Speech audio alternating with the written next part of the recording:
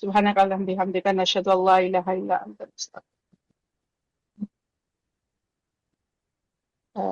আচ্ছা, এক মিনিট, হ্যাঁ, সরি, এক মিনিট অলপ।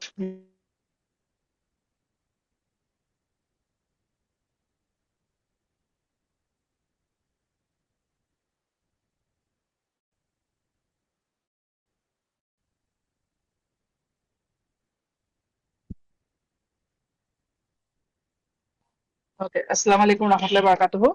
নাহমাদু ওয়া নুসাল্লি আলা রাসূলিহিল কারীম, আম্মা বা'দ, ফাআউযু বিল্লাহি মিনাশ শাইতানির রাজীম, বিসমিল্লাহির রাহমানির রাহিম, রাব্বি ইশরাহ লি সাদরি ওয়া ইয়াসসির লি আমরি ওয়াহলুল উকদাতাম মিন লিসানি ইয়াফকাহু কাওলি।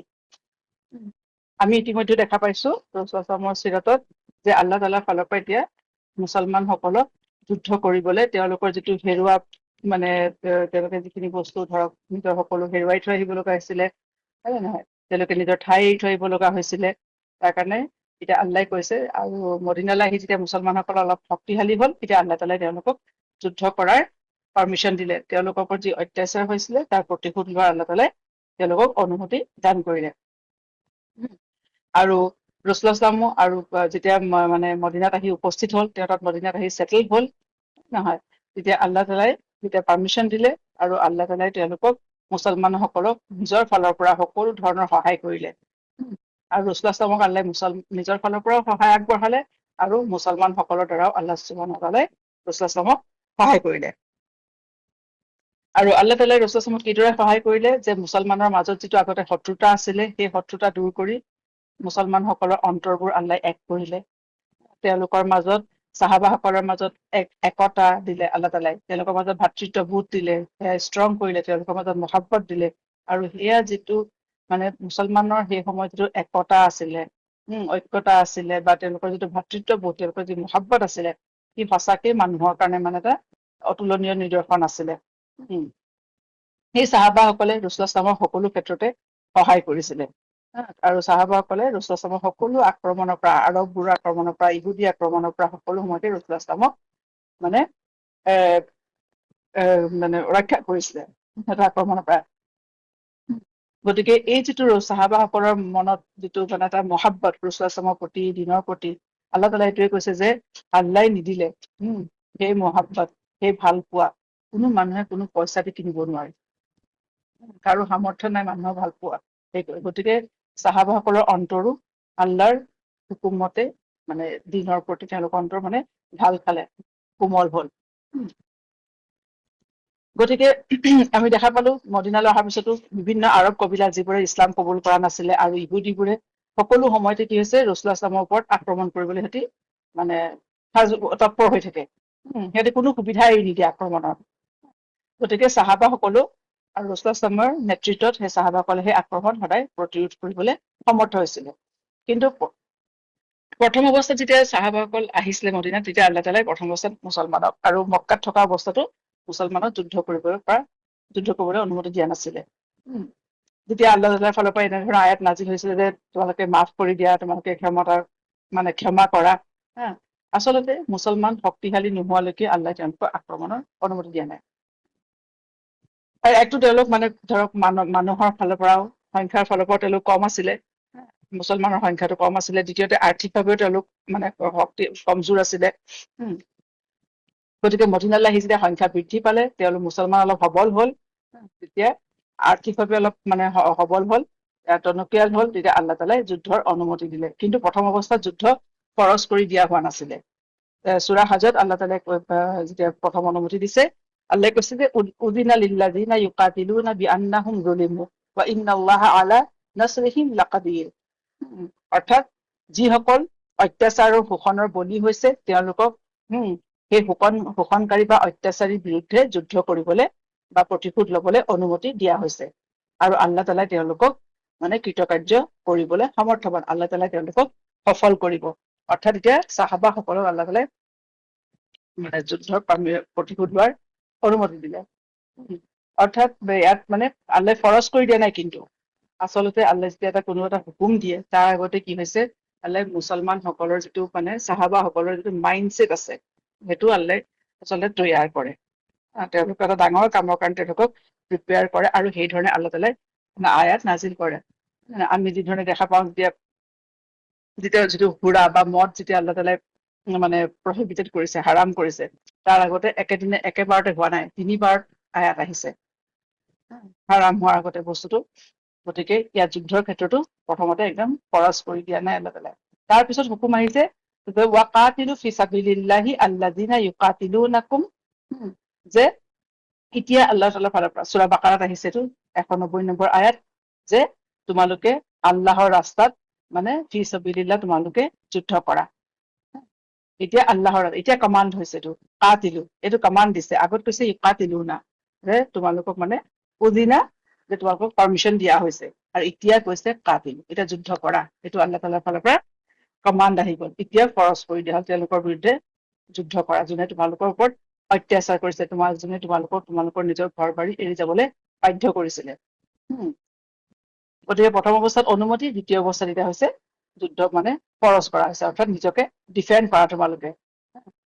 তাৰপিছত আকৌ সূৰা তৌবাত আহিছে, আল্লাহ তাআলাই মুশ্ৰিকিনৰ লগত যুদ্ধ কৰিবলৈ আল্লাহ নিৰ্দেশ দিছে, ৱাকাতিলুল মুশ্ৰিকিনা কাফাতান কামা ইউকাতিলুনাকুম কাফাতান, যে আল্লাহ তাআলাই কৈছে যে মুশ্ৰিকবোৰে যিদৰে সকলোৱে সিহঁতি একগোট হয় কালেক্টিভলি তোমালোকৰ বিৰুদ্ধে যুদ্ধ কৰে, তোমালোকক এটেক কৰে, আক্ৰমণ কৰে, তোমালোকেও সিহঁতক কালেক্টিভলি একগোট হৈ সিহঁতৰ ওপৰত মানে সিহঁতৰ প্ৰতিশোধ লোৱা, সিহঁতৰ লগত যুদ্ধ কৰা বা সিহঁতক আক্ৰমণ কৰা। গতিকে এইদৰে আমি দেখা পাওঁ, মানে এইটো ইয়াত বদৰৰ যুদ্ধ আগৰো কথা, আৰু তাৰ আগতে বদৰৰ যুদ্ধৰ আগতো কেইবাখনো সৰু সৰু যুদ্ধ হৈছে।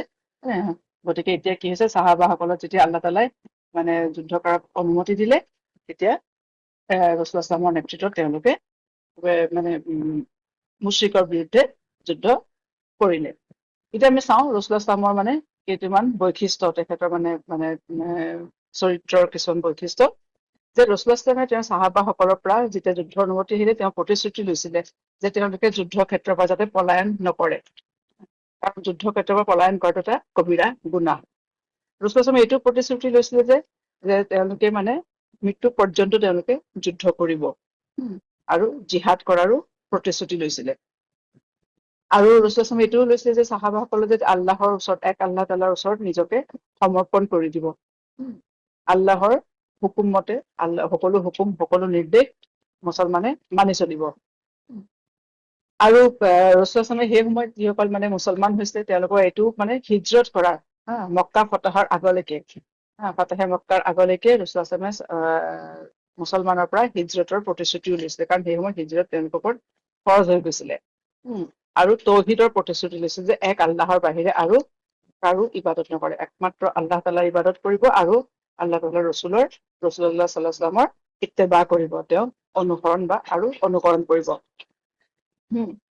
গতিকে আৰু এটা ৰাসূলুল্লাহ সাল্লাল্লাহু তেওঁলোকৰ পৰা প্ৰতিশ্ৰুতি লৈছিলে যে চাহাবাসকলৰ পৰা বা মুছলমানসকলৰ পৰা, যে তেওঁলোকে অযথা আনৰ পৰা সহায় ভিক্ষা নকৰিব, সহায় ভিক্ষা কৰি নাথাকিব, অৰ্থাৎ আনৰ পৰা অযথা এক্সপেক্টেশন নাৰাখিব, নিজৰ কাম সকলোৱে নিজে কৰিব। আনৰ পৰা আচলতে এক্সপেক্ট কৰি থাকিলে কি হয়, আনৰ পৰা মানে আশা কৰি যেতিয়া নিৰ্ভৰ কৰি বহি থাকে, তেতিয়া নিজে কোনো কাম মানে নিজৰ কামবোৰ ৰখি যায়। সেইকাৰণে ৰাসূলুল্লাহ সাল্লাল্লাহু সদায় নিজৰ কাম নিজে কৰাত উদগনি জনাইছিল, এনকাৰেজ কৰিছিলে। তাৰ ফলত কি হৈছে, ৰাসূলুল্লাহ সাল্লাল্লাহু সেই তৰবিয়তৰ ফলত চাহাবাসকলৰ এনেকুৱা হৈছে যে তেওঁলোকৰ তেওঁলোকে ধৰক উটত গৈ আছে, হাতৰ পৰা যদি লাঠি ডালো পৰি যায় নহয়, ওচৰত খোজকাঢ়ি গৈ থকা জনকো তেওঁলোকে নকয়, তেওঁলোকে নিজে নামি সেয়া উঠাই লয়। তেতিয়া ৰাসূলুল্লাহ সাল্লাল্লাহু এবাৰ আয়েশা ৰাদিয়াল্লাহু আনহাক সোধা হৈছিলে যে ৰাসূলুল্লাহ সাল্লাল্লাহু মানে ঘৰত তেওঁ কি কৰিছিলে, তেতিয়া আয়েশা ৰাদিয়াল্লাহু আনহাই উত্তৰ দিলে যে তেওঁ ক'লে যে তেওঁ সকলো কাম নিজে কৰিছিলে ৰাসূলুল্লাহ সাল্লাল্লাহু ঘৰত থকা অৱস্থাত। যদি তেওঁৰ জোতাযোৰ ফাটি যায়, তেন্তে নিজে চিলাই লয়, আৰু ছাগলীৰ গাখীৰ খীৰাই, আৰু তেওঁ আজৱাজসকলক মানে সকলো ঘৰৰ কামত সহায় কৰে। ৰাসূলুল্লাহ সাল্লাল্লাহু আনকি বজাৰলৈ যায়, তেওঁ পৰিয়ালৰ মানে যিখিনি প্ৰয়োজনীয় বস্তুখিনি ল'বলৈ তেওঁ বজাৰো কৰে। সেইকাৰণে আমি দেখা পাওঁ সূৰা ফুৰকানত কৈছে ন আল্লাহ তাআলাই যে কুফাৰবোৰে, মুশ্ৰিকবোৰে এইটো আপত্তি কৰিছিলে নহয়, এজন কেনেকুৱা ৰসুল, যি আমাৰ নিচিনাকে আহাৰো খায়, অৰ্থাৎ তেওঁৰ ভোকো লাগে, তেওঁ বজাৰলৈও যায়, বজাৰতো ঘূৰি ফুৰে। তাত কৈছে ন আল্লাহে ৱাকালু মা লি হাযা ৰাসূলি ইয়াকুলু তাআমা ওয়া ইয়ামশি ফিল আসৱাক। গতিকে ৰাসূলুল্লাহ সাল্লাল্লাহু এজন সাধাৰণ মানুহৰ দৰে সকলো কামে তেওঁ নিজে কৰিছিলে, হয় নে নাই? আৰু মানে তেওঁ ঘৰত কাকো কোনো ধৰণৰ দিগদাৰী নিদিয়ে। যেতিয়া তেওঁ ৰাতিপুৱা ফজৰ নামাজৰ পৰা ৰসুল ঘৰলৈ আহে, তেতিয়া তেওঁ আজভাজসকলৰ ওচৰলৈ যায়, সোধে যে খাবলৈ আজি ঘৰত কিবা আছে নেকি। যদি তেওঁ কয় যে একো নাই, তেতিয়া ৰসুল কয় যে মই আজি ৰোজা ৰাখিছো। তেওঁ সেই সময়ত নফল ৰোজা ৰাখে। গতিকে আমি ৰসুল উম্মত হিচাপে, উম্মত মানে তেখেতক সকলো ক্ষেত্ৰতে হয় নে নহয় অনুকৰণ কৰা। কেৱল নামাজ কিদৰে পঢ়িছে, ৰোজা কিদৰে ৰাখিছে সেয়াই নহয়। ৰসুল আচাৰ আচৰণ অনুকৰণ কৰা, তেওঁ কথা বাৰ্তা, তেওঁ লেনদেন, সকলো ক্ষেত্ৰতে তেতিয়াহে আচলতে মুছলমানসকল আনতকৈ পৃথক হব। হয় নে নহয়? আনৰ কাৰণে মুছলমানসকল তেতিয়া আদৰ্শ হব, অনুকৰণীয় হব। তাৰপিছত দেখা পাওঁ ৰসুল যেতিয়া মদিনাৰ শাসনভাৰ গ্ৰহণ কৰিলে, হয় নহয়, চাহাবাসকলক বিভিন্ন এক্সপেডিশ্যনত, বিভিন্ন অভিযানত পঠিয়ায়। হয় নাই? প্ৰথম কথা ৰসুল আহিয়ে প্ৰথমতে তেওঁ যেতিয়া তাৰ শাসনভাৰ তেওঁ যেতিয়া চমজি ললে, তেওঁ এতিয়া চাহাবাসকলক বিভিন্ন হেৰিত নিয়োগ কৰিলে। প্ৰথমতে তেওঁ শত্ৰুৰ যিখিনি তেওঁলোকৰ শত্ৰু আছিলে ধৰক, বিভিন্ন আৰৱ কবিলা আৰু কুৰেইশবোৰ সকলোৰে যিখিনি গতিবিধি, সেই গতিবিধি লক্ষ্য কৰিবলৈ ৰসুল কি হৈছে স্পাই পঠিয়ায়। যাতে ৰসুল শত্ৰুৰ কোনো গতিবিধিৰ বিষয়ে তেখেতসকল চাহাবাসকল বা ৰসুল নিজে অজ্ঞ নাথাকে। গতিকে এতিয়া তেওঁ এজন শাসক হয়, তেওঁ অকল ক্ষমতা লৈ বহি থাকিলে নহব, সকলো পিনে তেওঁ সতৰ্ক হব লাগিব, সচেতন হব লাগিব। সকলো পৰিস্থিতিৰ ওপৰতে কথাবোৰ ৰসুল অহা নাই। সকলো পৰিস্থিতিৰ ওপৰতে ৰসুল দৃষ্টি ৰাখিছে তেওঁ। আৰু সেই অনুসৰি তেওঁ নিজৰ যিটো প্লেন অফ একচন আছে তৈয়াৰ কৰিছিলে। গতিকে এজন সুদক্ষ এডমিনিষ্ট্ৰেটৰ হিচাপে মদিনাৰ শাসনভাৰ তেওঁ নিয়ন্ত্ৰিত কৰে। তাৰ আগলৈকে আমি দেখা পাওঁ গোটেই আৰৱ পেনিনচুলাতে কোনো এটা সুশাসন নাছিলে, শাসনৰ সুব্যৱস্থা নাছিলে। ৰসুল এখন শাসন ব্যৱস্থা নিয়ন্ত্ৰিত কৰে, আৰু তাৰ কাৰণে সকলো যাৱতীয় ব্যৱস্থা তেওঁ গ্ৰহণ কৰে। আৰু তাৰপিছত যেতিয়া তেওঁ শত্ৰুৰ সন্মুখীন হয়, সকলো যাৱতীয় ব্যৱস্থা গ্ৰহণ কৰাৰ পিছত আল্লাহ তাআলাৰ ওচৰত দুআ কৰে। আল্লাহ তাআলাৰ ওচৰত সহায়ৰ কাৰণে, শত্ৰুৰ বিৰুদ্ধে সহায়ৰ কাৰণে ৰসুল দুআ কৰে। আৰু চাহাবাসকলকো তেওঁ শিকায়। আৰু এইদৰে চাহাবাসকলে চাহাবাসকলৰ এইটোৱে তৰিকা আছিলে। পিছত যিকোনো কামত তেওঁলোকে সকলো যাৱতীয় ব্যৱস্থা কৰে, যিমান দুনিয়াৰ যিমান মিডিয়া উচিলা আছে, আচবাব আছে, গ্ৰহণ কৰে। তাৰপিছত তেওঁলোকে সেই কামত সফল হবলৈ আল্লাহ তাআলাৰ ওচৰত দুআ কৰে। অৰ্থাৎ নিজৰ যাৱতীয় ব্যৱস্থা কৰাৰ পিছত দুআ, মানুহৰ পৰিশ্ৰম আৰু দুআ দুইটাই একেলগে হব লাগিব। তাৰপিছতে জিহাদৰ সময়ত বা অন্যান্য গুৰুত্বপূৰ্ণ বিষয়ত প্ৰায় ৰসুল চাহাবাসকলৰ লগত আলোচনা কৰে, তেওঁলোকৰ পৰামৰ্শ গ্ৰহণ কৰে। কিন্তু তেওঁ আল্লাহৰ ৰসুল হয়, তেওঁ নিজে সকলো সিদ্ধান্ত লব পাৰে, কিন্তু তেওঁ সকলোৰে লগত আলোচনা কৰে। আচলতে আলোচনা কৰিলে কি হয়, সংগীসকলৰ লগত যদি আলোচনা কৰে, তেওঁলোকে গুৰুত্বপূৰ্ণ ফিল কৰে, নিজকে ইম্পৰ্টেণ্ট ফিল কৰে, মানুহে কানেক্টেড ফিল কৰে। যে ৰসুল এইটো নহয় যে ময়ে সকলো কৰিম, ময়ে সকলো ডিচাইড কৰিম, হয় নে নহয়? তেওঁ আলোচনা কৰি যিটো সিদ্ধান্ত লোৱা হয়, তাত তেওঁ অটল থাকে, সেইটো আৰু তেওঁ সলনি নকৰে ৰসুল। ঠিক আছে? গতিকে মানুহে এইটো যেতিয়া যিকোনো এটা কামৰ কাৰণে যেতিয়া মানুহে এটা গ্ৰুপ হিচাপে কাম কৰে, গতিকে তাত আলোচনা কৰাটো এটা সুন্নতেই হয়, হয় নে নহয়? আৰু সেই আলোচনা আচলতে কোনো সিদ্ধান্ত গ্ৰহণ কৰিবৰ কাৰণে হ'ব লাগে। এইটো নহয় যে কেৱল আলোচনা কৰাৰ খাতিৰতহে মানুহে আলোচনা কৰে, তাত কোনো সিদ্ধান্ত নহয়, তেনেকুৱা নহয়। ৰসুল দিন কি হৈছে, তেওঁ যিটো আলোচনা কৰে সেয়া কোনো সিদ্ধান্ত গ্ৰহণৰ কাৰণে, আৰু তাত তেওঁলোকে কিছু সিদ্ধান্তত উপনীত হয়। তাৰপিছত যেতিয়া তেওঁ কোনোবা দলত যায়, যাত্ৰা কৰে, তেওঁ সদায় পিছত যোৱা মানুহখিনি লগ দিয়ে ৰসুল। তেওঁ চাহাবাসকলৰ মাজতো থাকিলে, ৰসুল সদায় তেওঁলোকৰ মাজত সাধাৰণভাৱে ৰসুল মাজত বহি থাকে। অচিনাকি মানুহ আহিলে, ৰসুল লগ কৰিবলৈ আহিলে, কাৰণ ধৰিব নোৱাৰে যে কোনজন আল্লাহৰ ৰসুল হয় নহয়। তেওঁ কমজোৰ সকলক উৎসাহ দিয়ে, এনকাৰেজ কৰে। আৰু কোনো অভিযানত গলে ৰসুল সদায় কমজোৰজনক তেওঁ নিজৰ লগত বহায়। আমি বদৰলৈ যোৱাৰ সময়তো দেখা পাওঁ, তেতিয়া মুছলমানসকলৰ বাহন নাছিলে ন, কোনো উট নাছিলে, কম আছিলে, তেওঁলোকে এটা উট তেওঁলোকে 3জন মানকে মুছলমানে শ্বেয়াৰ কৰিব লগা হৈছিলে। 2-3জনে শ্বেয়াৰ কৰিব লাগে। ৰসুলৰ লগত এতিয়া কোন পৰিলে যে আলী ৰাদিয়াল্লাহু আনহু, তেওঁ শ্বেয়াৰ কৰিব লাগে, হয় নে নহয়? এতিয়া আলী ৰাদিয়াল্লাহু আনহুৱে অকমান হেৰি কৰিছে যে ৰসুলৰ লগত মই কেনেকে বহি যাম। গতিকে তেওঁ কৈছে যে তেওঁ বহিবলৈ ভাল নাপায়, আদবৰ খাতিৰত তেওঁ ৰসুলক ক'লে যে ইয়া ৰাছূলুল্লাহ, মই পাৰিম, মইতো এতিয়া এজন ডেকা মানুহ ধৰক, গতিকে মই খোজকাঢ়ি যাব পাৰিম। গতিকে আপুনি মানে অৰ্থাৎ আপুনি বহি যাওক। তেতিয়া ৰচুল আসলামেও বুজি পালে, ৰচুল আসলাম কিন্তু কোনো পধ্যে তেওঁ ৰাজি নহয় যে গোটেই সময়খিনি তেওঁ বহি যাব আৰু আলী ৰাদিয়াল্লাহু আনহু খোজকাঢ়ি যাব। তেতিয়া ৰচুল আসলামে বৰ ধুনীয়া সুন্দৰ উত্তৰ দিলে যে তুমি ইমানো মানে শক্তিশালী নোহোৱা বা ইমানো মানে হেৰি নহয় যে তুমি ইমান দূৰ বাট খোজকাঢ়ি যাব পাৰিবা, গতিকে বহা, তুমিও বহা। আৰু মই ইমানো বুঢ়া হোৱা নাই যে মই অলপ খোজ কাঢ়িব নোৱাৰিম, গতিকে ময়ো অলপ খোজ কাঢ়ো। গতিকে এইদৰে মানে ৰচুল আসলামে চাহাবাসকলকো তেওঁলোককো কোনো মানুহকে যোনে ৰচুল আসলামৰ লগত কথা পাতে বা হেৰি কৰে কেতিয়াও কোনো অস্বস্তিকৰ পৰিস্থিতিত পৰিবলৈ নিদিয়ে সন্মুখৰজনক। সন্মুখৰজনক কেতিয়াও মানে ৰচুল আসলামে এইটো হেৰি কৰিব নিদিয়ে যে তেওঁৰ বিষয়ে মানে কথা শুনা নাই। সদায় ৰচুল আসলামে মানে সন্মুখৰজনৰ যোনে কথা কয় ৰচুল আসলামৰ লগত খুব মনোযোগেৰে কথা শুনে, তেওঁক মানে সময় দিয়ে, আৰু তেওঁ মানে তেওঁ কোনো ধৰণৰ মানে হেৰি মানে ফিল নকৰে, বেয়া মানে ফিল নকৰে। আৰু তেওঁ যেতিয়া ৰচুল আসলামে সকলোৰে ওপৰতো আহচানেই কৰে, কিন্তু তেওঁ সেইটো কেতিয়াও মানুহক জতাই নাথাকে বা তেওঁ সেইটো মানুহজনক সন্মুখৰজনক তেওঁ সেইটো ফিল কৰিবলৈ নিদিয়ে। আৰু চাহাবাসকলকো সকলো সময়তে উৎসাহ যোগায়। যাৰ যিটো গুণ আছে, যিজন মানুহৰ যিটো গুণ আছে সেইটো সদায় তেওঁ এনকাৰেজ কৰে, সেই কামত মানে যিটো কামত চাহাবাসকল পাৰ্গত সেইটো সদায় তেওঁ ৰচুল আসলামে এনকাৰেজ কৰে। আৰু কথা পাতোতে সম্পূৰ্ণ মনোযোগ দি মানে কওঁতাজনৰ কথা শুনে, তেওঁৰ ফালে সম্পূৰ্ণ এটেনশ্যন দিয়ে। কওঁতাজনৰ সেইকাৰণে সদায় ৰচুল আসলামক আমি দেখা পাওঁ চিৰাতত যে ৰচুল আসলামক যেতিয়া মানে হাদিছতো দেখা পাওঁ, যিসকলে আহে ধৰক ৰচুল আসলামৰ ওচৰত কথা সুধে তেওঁলোকে অতি সহজ হৈ কথা পাতিব পাৰে। আৰু ৰচুল আসলামে যাৰ লগতে কথা পাতে, যাৰ লগতে মানে যোনে তেওঁৰ সংস্পৰ্শলৈ আহে, ইমান ধুনীয়াকৈ ইমান মনোযোগেৰে আৰু ইমান গুৰুত্ব দি কথা পাতে যে সেই মানুহজনৰ এনেকুৱা ফিল হয় যে ৰচুল আসলামে পৃথিৱীত আটাইতকৈ তেওঁকে বেছি ভাল পায়। এবাৰতো আমাৰ ইবনে আল আছ চাহাবী আছে, তেওঁ বহুত দেৰিকে মানে ইছলাম কবুল কৰে, তেওঁ মক্কা ফতেহৰ কিছুদিন আগতে ইছলাম কবুল কৰে। তেওঁতো এবাৰ তাৰপিছত তেওঁ যেতিয়া ৰচুল আসলামক যেতিয়া মানে মুছলমান হোৱাৰ পিছত তেওঁ যেতিয়া ৰচুল আসলামৰ মানে সংগত আহিলে, ৰচুল আসলামৰ মজলিছত বহে, ৰচুল আসলামৰ লগত মানে কথা বতৰা হয়, তেওঁতো এবাৰ মানে ভুলেই হৈ গ'ল, তেওঁ ধৰিয়ে ললে যে ৰচুল আসলামে তেওঁতকে বেছি আৰু মানে কাকো ভাল নাপায়। গতিকে তেওঁ এতিয়া মানে তেওঁ হৈছে যে কথাটো তেওঁ কিদৰে পলক জনায়। এবাৰ কি কৰিছে, তেওঁ মজলিছত ৰচুল আসলামৰ মজলিছত বহি আছে, তেতিয়া মজলিছত থাকোতে তেওঁ প্ৰশ্ন কৰিলে ৰচুল আসলামক, আমাৰ ইবনে আল আছে যে ইয়া ৰাছূলুল্লাহ আপুনি আটাইতকৈ কাক ভাল পায়। তেওঁ একদম কনফিডেন্ট আছিলে যে ৰচুল আসলামে ক'ব যে তেওঁৰ নাম ল'ব, কিন্তু ৰচুল আসলামে চিধাই সকলো মানে উত্তৰ দিলে যে আয়েশাক।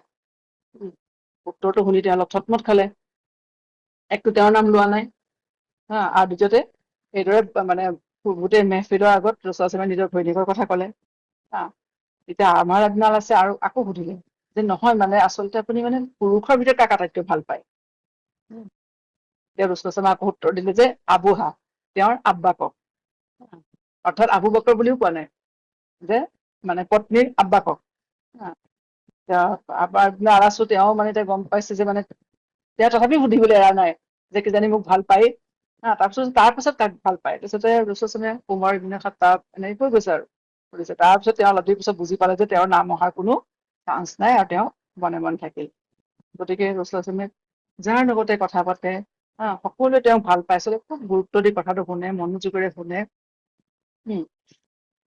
আৰু ৰচুল আসলামে সকলোকে মানে সন্মান দিছিলে, সন্মান দি কথা কৈছিলে, আৰু সেইকাৰণে চাহাবা সকলো তেওঁক মনে প্ৰাণে ভাল পাইছিলে ৰচুল আসলামক। আৰু এটা ৰচুল আসলামৰ তৰিকা আছিলে কাম কৰা, যেতিয়া তেওঁ কোনো আক্ৰমণলৈ পঠিয়ায়, কোনো এক্সপেডিশ্যন বা এনেকুৱা মানে অভিযানত পঠিয়ায়, কোনো চিক্ৰেট মানে মিছনত পঠিয়ায়, তেওঁ কেতিয়াও সেই কথাটো আগতে আচলতে তেওঁ নকয়। তেওঁ যোৱাৰ আগতে ধৰক মক্কা আক্ৰমণ কৰিবলৈ যোৱাৰ সময়তো কি হৈছে, মক্কাৰ দিশে তেওঁ ডাইৰেক্ট যাত্ৰা নকৰি চাহাবাসকলক লৈ তাৰ উল্টা দিশে যাত্ৰা আৰম্ভ কৰিলে। অলপ দূৰ যোৱাৰ পিছতে তেওঁ মানে মক্কাৰ ফালে গ'ল, অৰ্থাৎ তেওঁ এইদৰে মানে যাতে তেওঁলোকৰ মানে যিটো হেৰি সেয়া শত্ৰুৱে যাতে তেওঁলোকৰ উদ্দেশ্যটো বুজি নাপাওঁ। হিজৰতৰ সময়তে আমি দেখা পাইছো, হয় নে নহয়, যেতিয়া গাজে চহৰৰ পৰা ৰচুল আসলাম ওলাই আহিছে, তেওঁ মদিনাৰ ফালে মানে উত্তৰ দিশে নগৈ তেওঁ দক্ষিণ পশ্চিম দিশে যাত্ৰা আৰম্ভ কৰিছিলে। তাৰপিছত সেইফালেদি গৈ তেওঁ কি কৰিছে, মদিনাৰ ৰাস্তা লৈছিলে। আৰু যুদ্ধ ক্ষেত্ৰত ৰচুল আসলামে সৈন্যসকলক নিজে কমাণ্ড কৰিছিলে, তেওঁ নিজে কবচ পিন্ধি অস্ত্ৰ লৈ যুদ্ধ ক্ষেত্ৰত সৈন্য বাহিনীৰ মাজত উপস্থিত থাকিছিলে। কাৰণ কিয়, তেওঁ এনেকুৱা এজন সেনাধ্যক্ষ আছিলে যি সদায় নিজৰ সৈন্যসকলৰ লগতে আছিলে যুদ্ধত তেওঁ অংশগ্ৰহণ কৰিছিলে কাৰণ সেনাধ্যক্ষই যেতিয়া অংশগ্ৰহণ কৰে সৈন্যসকলৰো মানে মনোবল বৃদ্ধি পায়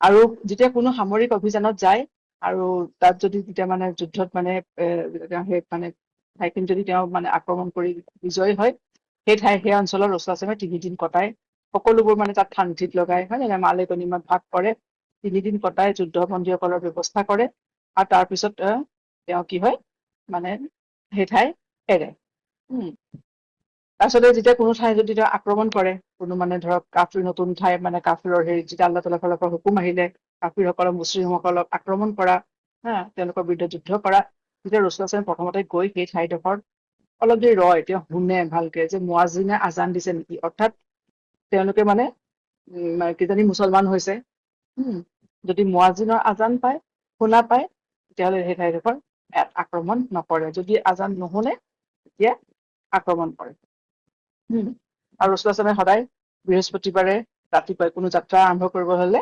বৃহস্পতিবাৰে ৰাতিপুৱা তেওঁ যাত্ৰা আৰম্ভ কৰিবলৈ ভাল আৰু ঠিক তেনেদৰে শত্ৰু আক্ৰমণৰ সময়তো ৰচুলাচম সদায় তেওঁৰ সৈন্যসকলৰ ওচৰতেই থাকে নহয় আৰু তেওঁৰ সদায় সৈন্যসকলক তেওঁ সদায় আত্মবিশ্বাস যোগাবলৈ মানে চেষ্টা কৰে এনকাৰেজ কৰিবলৈ চেষ্টা কৰে আৰু যুদ্ধ ক্ষেত্ৰতো ৰচুলাচমৰ যিটো হেৰি আছে যে নাৰী আৰু শিশুক যাতে টাৰ্গেট কৰা নহয় তেওঁ বাৰে বাৰে চাহাবাসকলক তেওঁৰ সৈন্যসকলক মানে সেয়া সকীয়নি দিছিলে নিৰ্দেশ দিছিলে আৰু এটা ডাঙৰ কথা আছে যে শত্ৰুৰ অঞ্চললৈ যেতিয়া যায় চাহাবাসকল তেওঁলোকৰ লগত মানে কোৰাণ লৈ যোৱাত নিষেধাজ্ঞা মানে হেৰি কৰে আৰোপ কৰে নিষেধ কৰে বাধা দিয়ে মানে লৈ যাবলৈ মনা কৰে অৰ্থাৎ মানে কোৰাণ যেতিয়া লিখিত অৱস্থাত যিখিনি কোৰাণ আছিলে চাহাবাসকলক সেয়া লৈ যাবলৈ লগত লৈ যাবলৈ নিদিয়ে শত্ৰুৰ অঞ্চললৈ যাওঁতে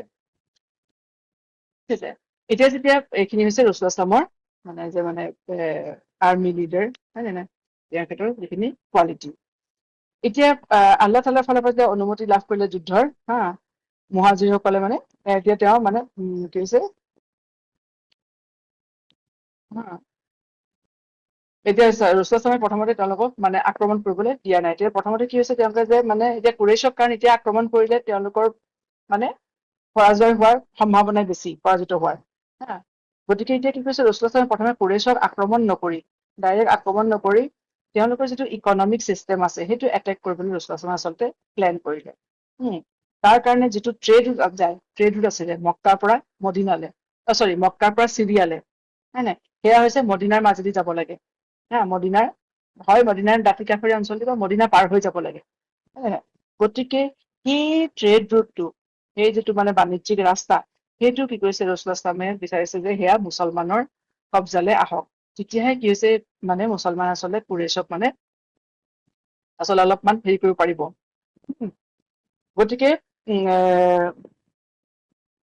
আৰু ট্ৰেড ৰুটটো এইটো কাৰণে আনিবলৈ বিচাৰিছিলে কাৰণ কুৰেশ্বই ইতিমধ্যে চাহাবাসকলৰ যিখিনি মুহাজিৰ চাহাবা আছে তেওঁলোকৰ সম্পত্তি সিহঁতি আত্মসাৎ কৰিলে আৰু সেই সম্পত্তি লৈ সিহঁতি কৈছে সেই চাহাবাসকলৰ সম্পত্তিয়ে দি পেলাই সেই মানে সিহঁতি বাণিজ্যিক যাত্ৰাবোৰত যায় বাণিজ্য কৰিবলৈ যায় সিহঁতি ব্যৱসায় কৰিবলৈ যায় গতিকে মুছলমানৰো সেই সম্পত্তি মুছলমানৰ দখললৈ আনিবলৈ বিচাৰিলে ৰচুলাচলামে গতিকে ৰচুলাচলামে কি কৰে সেই ট্ৰেড ৰুট ইন্সপেকশ্যন কৰিবলৈ মানুহ পঠিয়ায় কুৰেশ্বৰ কাৰাভানবোৰৰ মানে খবৰ লবলৈ সিহঁতৰ গতিবিধি লক্ষ্য ৰাখিবলৈ চাহাবাসকলক তেওঁ পঠিয়ায় তালে সেই ট্ৰেড ৰুটটো চলে আৰু এইদৰে কি হৈছে নবী সাল্লাল্লাহু আলাইহি মদিনাৰ পৰা মানে মদিনালৈ অহাৰ পৰা বদৰৰ যুদ্ধলৈকে কেইবাখনো মানে সৰু সৰু কেইবাটাও সামৰিক অভিযান চলায় প্ৰথম অৱস্থাত এই যুদ্ধ প্ৰথমতে মক্কা আৰু মদিনাৰ মাজতে আছিলে কুৰেশ্ব আৰু মুছলমানৰ মাজত আছিলে কিন্তু লাহে লাহে ই সমগ্ৰ আৰৱ উপমহাদ্বীপতে মানে